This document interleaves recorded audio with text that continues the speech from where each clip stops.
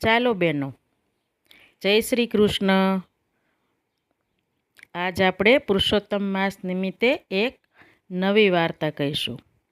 પણ બહેનો, તમે વાર્તા સાંભળી અને લાઈક, શેર, સબસ્ક્રાઈબ કરો છો કે નહીં? નહીં તો આજ વાર્તા સાંભળતા પહેલાં જ તમે આ કરી દેજો. તો આજે આપણે પુરુષોત્તમ માસની એક નવી વાર્તા કહીશું અને રોજ નવી નવી વાર્તા તમારી સુધી પહોંચી જાય એટલે જ હું કહું છું કે મારી વાર્તાને સબસ્ક્રાઈબ તો ચોક્કસ કરજો જ તે. તો લ્યો બેનો, સાંભળો. એક ગામ હતું. એમાં એક કુંભાર રહે. ખૂબ ભલો, ખૂબ ભોળો. એનું તો પોતાનું કામ એનાથી થતું નહોતું, તો એક ગાય અને એક ભેંસને લઈ અને ખેતર ચારવા જાય. એમ કરતાં એ તો બધાના ઢોર ચારે. પણ બાજુમાં નદી હતી, તો રોજ એ જોવે કે અહીં તો ગોર મહારાજ આવે છે, રોજ નાય છે. સૂર્યનારાયણ સામે એક ખોબો જળ ચડાવે છે. તો એ બીજું જે કરે છે એ શું કામ કરતા હશે? રોજ વિચાર આવે. એને એમ થયું, લાવ આજ હું એને પૂછી લઉં. તો ગોર દાદા બહાર નીકળ્યા એટલે એણે પૂછ્યું, ગોર બાપા, એક વાત કહો. ગોર બાપા કહે છે, પૂછો ને. એટલે એણે કહ્યું કે તમે રોજ આવી રીતે પૂજા વિધિ કરો છો ને, તો એ તમે શું કામ કરો? તો ગોર બાપા કહે, એ તને ન સમજાય, પણ તે પૂછ્યું છે તો હું તને સમજાવું. વાત તો ધર્મની છે. જો અત્યારે અધિક માસ ચાલે છે. અધિક માસ એટલે પુરુષોત્તમ માસ. પુરુષોત્તમ માસ દર 3 વર્ષે આવે અને એની જેટલી આપણાથી સેવા, પૂજા, દાન, ધર્મ, પુણ્ય થાય એટલું કરાય, જેનાથી પુરુષોત્તમ ભગવાન આપણને પ્રસન્ન થાય. એનાથી મા લક્ષ્મીનો આપણા ઘરે વાસ થાય. કુંભારને એમ થયું, અરે વાહ, આ તો ઘણું સારું કહેવાય. એણે કહ્યું, ગોર બાપા, હું આ કરી શકું? ગોર બાપા કહે કે તને આમાં કાંઈ સમજણ ના પડે, પણ તારાથી થાય એટલું કર. ભગવાન તો તને મળશે જ, તારી જો શ્રદ્ધા હશે તો. તો કુંભાર કહે, પણ કંઈક તો મને શીખવાડો, કંઈક બોલવાનું, મારાથી થતું હોય એવું કંઈક કરવાનું. તો એને ગોર બાપા એમ કહે છે કે તારે ખાલી એક કામ કરવાનું. રોજ તારે લક્ષ્મીપતિ, લક્ષ્મીપતિ, લક્ષ્મીપતિ, લક્ષ્મીપતિ એવું બોલ્યા કરવાનું. અને મારી જેમ નાય અને એક જળનો ખોબો તારે સૂર્યનારાયણને ચડાવવો. કુંભાર કહે, કંઈ વાંધો નહીં. 1-2 દિવસ આ ક્રમ ચાલ્યો.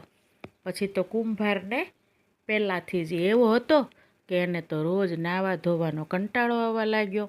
પછી એને એમ થયું, ભગવાન મને પ્રસન્ન થશે જ, એટલે મારે રોજ આ નાવા ધોવાનું નહીં કરવું ને તો હાલશે. ખાલી હું મનથી ભક્તિ કરીશ.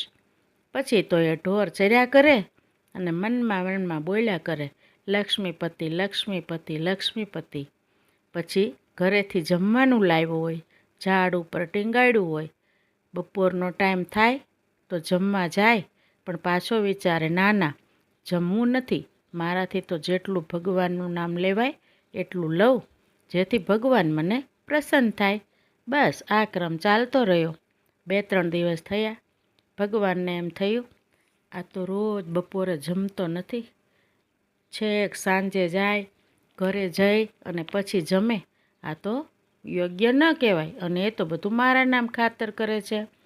એણે લક્ષ્મીજીને કહ્યું, લક્ષ્મીજી, જોયું તમે, આ સાચો ભક્ત છે.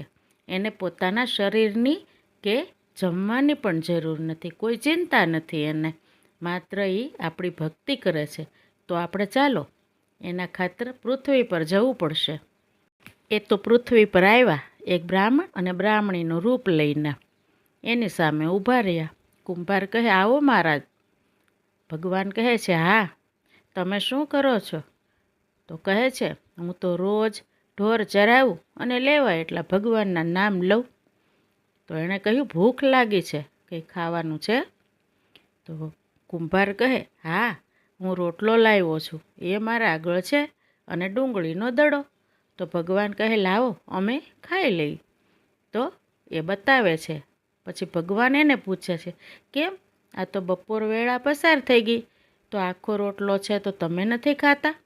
તો કુંભાર કહે, નહીં, જો હું એ ખાવા બેસું ને તો મારાથી ભક્તિ ન થાય. અને ગોર બાપાએ કહ્યું છે, આખો દિવસ ભગવાનના નામનું રટણ કરજે તોય તને ભગવાન મળશે. તો ગોર દાદા કહે, એમ હું કરી રહ્યો છું. તો ભગવાન કહે, કંઈ વાંધો નહીં, તું ખાઈ લે, અમે પછી ખાશું. તો કે નહીં નહીં, તમે મારા અતિથિ કહેવાઓ, પહેલાં તમે ખાઓ. ભગવાન કહે છે, જો આ તો અધિક માસ કહેવાય, તને તો કંઈ ખબર નથી ને, એટલે હું જણાવું. આમાં આપણે લસણ ડુંગળી ન ખવાય તો સારું, એને તું બાજુમાં મૂકી દે, રોટલો આપણે ખાઈએ. તો ભગવાને તો એની સાથે બેસી અને રોટલો ખાધો અને એનું લાવેલું પાણી પીધું. એ તો ખૂબ ખુશ થયો કે આ તો અતિથિ અને મારો રોટલો જેમાં. પછી એ કહે છે, તને ભગવાન ક્યારે મળશે? તો એ કહે છે, મને તો કંઈ નથી ખબર, આ તો મહારાજે કહ્યું એટલે હું આખો દિવસ લક્ષ્મીપતિ લક્ષ્મીપતિ કરું છું. પછી ભગવાનથી રહેવાતું નથી. એ કહે છે, લે હું જ ભગવાન છું. અરે આવા તે કંઈ ભગવાન હોય? પાછો વિચારે છે, ના ના હોય પણ ખરા, કારણ કે મેં તો ભગવાનને જોયા જ નથી, મારા ઘરમાં તો મૂર્તિ પણ નથી. તો એ કહે છે, હવે કેમ કરવું? હવે કેવી રીતે પારખવા મારે ભગવાનને? તો એ કહે છે, ઊભા રહ્યો, હું ગોર મહારાજને ઘરે જાઉં છું, એને બોલાવીને લાવું છું. એ કહે કે તમે ભગવાન છો તો તમે ભગવાન, નહીં તો મારા અતિથિ. તો કહે સારું. પાછો એને વિચાર આવ્યો કે આ હું જાઉં અને ખોટા હોય ને તો એ જતા રહેશે. એટલે એણે ભગવાનને ઝાડ સાથે બાંધી દીધા અને લક્ષ્મીજીને કહે છે કે તમે આનું ધ્યાન રાખજો બેન, આ ભાગી ન જાય, નહીંતર હું ખોટો પડીશ. તો કહે ના ના, તમે જાઓ ગોર મહારાજને લઈ આવો. એ તો જાય છે અને ભગવાનને લક્ષ્મીજી દાંત કાઢે છે કે જો ભક્તો પણ કેવા હોય છે, એના આપણા માટે કેટલો ભાવ છે, ભાવ ખાતર એ ગમે એ કરે. પછી તો કુંભાર દોડી દોડીને જાય છે, ગોર મહારાજને કહે છે, ગોર મહારાજ ચાલો, મને તો ભગવાન મળી ગયા. ગોર મહારાજ કહે છે, અરે રહેવા દે એ વાત, અહીં તો મારી આખી જિંદગી વહી ગઈ, મને હજી ક્યાંય અણસાર નથી ભગવાન મળવાના, અને તને 2 દિવસમાં ભગવાન મળી ગયા. તો કે નહીં નહીં, પહેલાં તમે આવો, નહીં તો એ ભગવાન ભાગી જશે. ગોર મહારાજને એમ થયું, આની યારે માથાકૂટ કરવીને એના કરતાં જોઈ આવું. તો ગોર મહારાજને કુંભાર તો આવે છે, આવીને જોવે ને તો અતિથિને એણે ઝાડ સાથે બાંધ્યા છે. ગોર મહારાજ કહે, આ શું? આ તો અતિથિ કહેવાય, આને ઝાડ સાથે બાંધી દેવાય? તો કુંભાર કહે, અતિથિ નથી, એ તો એમ કહે છે કે હું ભગવાન છું. તો ગોર મહારાજ કહે, ભગવાન? ભગવાન આવા હોય? તું પણ મને ખોટો અહીંયા લાવ્યો. તો એ કહે છે, હા હું તો ભગવાન છું. અતિથિ કહે છે, હું તો ભગવાન છું જ.